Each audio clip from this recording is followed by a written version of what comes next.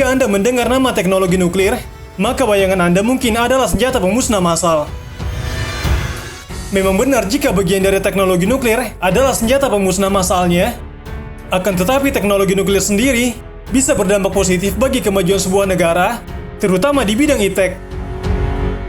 Tidak hanya di bidang iptek saja, tetapi teknologi nuklir juga berguna untuk kesejahteraan masyarakat karena bisa dijadikan sebagai PLTN. Alhasil dari adanya teknologi nuklir, maka akan banyak memberikan dampak positif di berbagai lini kehidupan. Dan baru-baru ini ada informasi soal penawaran Rusia atas teknologi nuklir ke Indonesia. Akan tetapi untuk teknologi nuklir bagi Indonesia, sepertinya akan sedikit terganjal karena adanya perjanjian SIN-WFZ atau penyebutan dalam bahasa Indonesia, yakni CANOFZ. SIN-WFZ adalah Southeast Asia Nuclear Weapon Free Zone. Dalam traktat ini, merupakan suatu kesepakatan di antara negara ASEAN atas mengamankan kawasan ASEAN dari nuklir.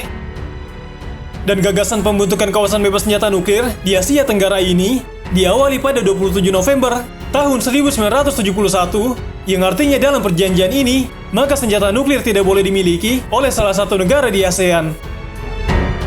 Maka dari itu, sepertinya teknologi nuklir akan menjadi salah satu hal yang haram di kawasan ASEAN. Namun hal itu tidak menutup kemungkinan untuk bisa memiliki teknologi nuklir untuk keperluan PLTN.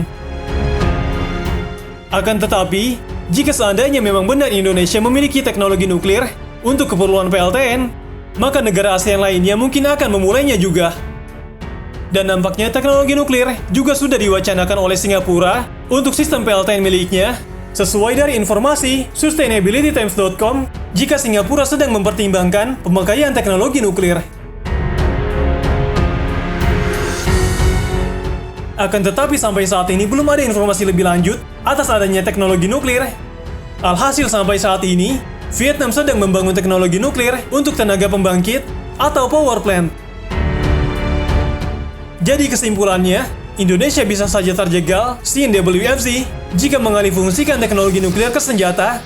Akan tetapi jika Indonesia bijak dalam mengalihfungsikan teknologi nuklir ke PLTN, maka itu tidak menjadi masalah dan berdampak baik bagi masyarakat. Hubungan Indonesia dan Rusia sangat dekat sejak dulu. Bahkan Moskow menganggap Jakarta sebagai mitra strategisnya di kawasan Asia Tenggara.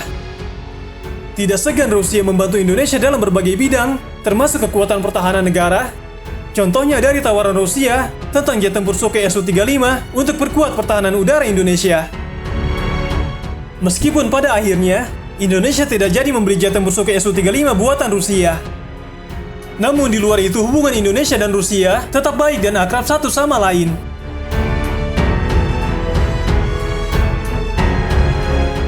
Belum lama ini fakta pertahanan tiga negara, yakni Australia, Inggris, dan Amerika Serikat, terbentuk dengan nama Aliansi AUKUS.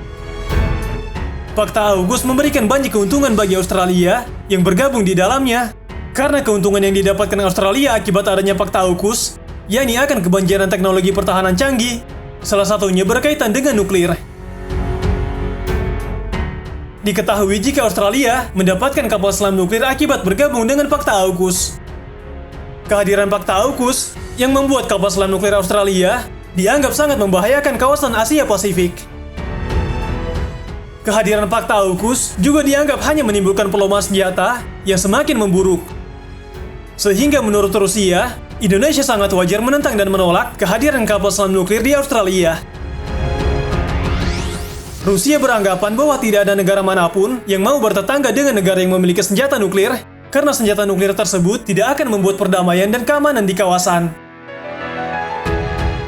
Rusia bahkan siap pasang badan untuk melindungi Indonesia dari gangguan fakta AUKUS yang hasilkan kapal selam nuklir Australia.